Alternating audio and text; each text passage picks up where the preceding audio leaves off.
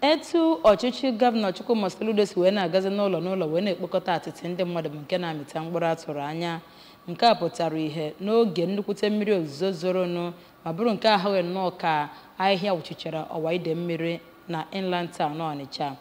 Ndị nta akụkọ ABS chọpụtara na ndị ọrụ ngo na-ekpokọ atịtị ndị ahụ na St. Stephen's Road, Inland Town Ọnịcha nakwa etu ndị mmadụ si wee nupụta n'igwe wee na-abịa ekpofu atịtị ha.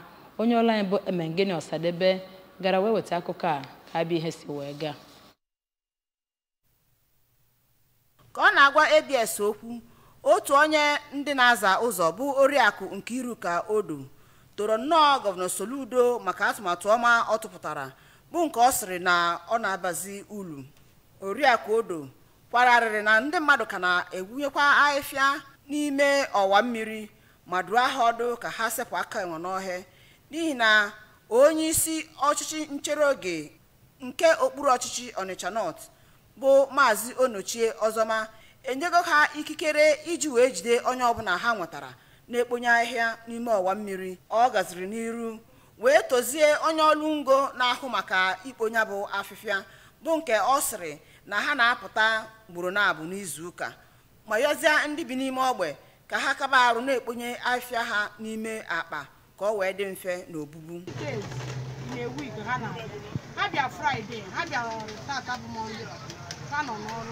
N'okwu nke ya, otu onye so na ndị ọchịchị nchere oge nke Ọnịcha North bụ Honorable Chuka Nnamụa gakwara n'iru too gọọmenti steeti a maka ezi atụmatụ a ma gbakwunye na ahịhịa anaghịzi eluchi ụzọ ma mmiri zoo bụ nke ọ sịrị o sokwa na-agwa ndị mmadụ ka ha ghara ịdị na-ekpofu ahịhịa ayara ayara.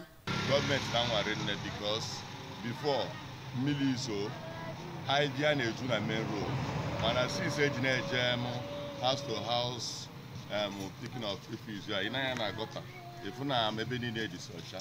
Otu onye na-azụ obere ahịa na Aroli Street bụ Oriakụ Onyedika Okwechime kọwapụtara nnọọ afụfụ ha na-ata mgbe a na-ekponye ahịa na gọta ma mmiri zoo wee kenezie Gọvanọ Soludo na ya bụ onye ọrụ ngo na-ahụ maka ikpo ya bụ afịfịa ma yọọ Chineke ka ọ gọzie ha. Otojuo na shọpụ anyị pụta ma nsị ma pampas ma ihe niile otojusie na shọpụ anyị mana sinsi eji gaba n'ụlọ n'ịnọ na-ebi ebe niile adị nnọọ ọcha.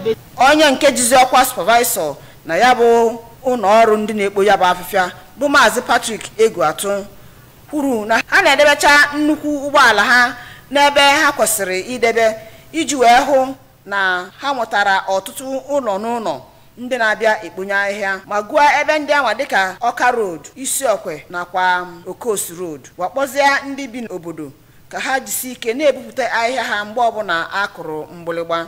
Site na Ọnịcha, Emengeni Ọsadebe maka akụwa ABS.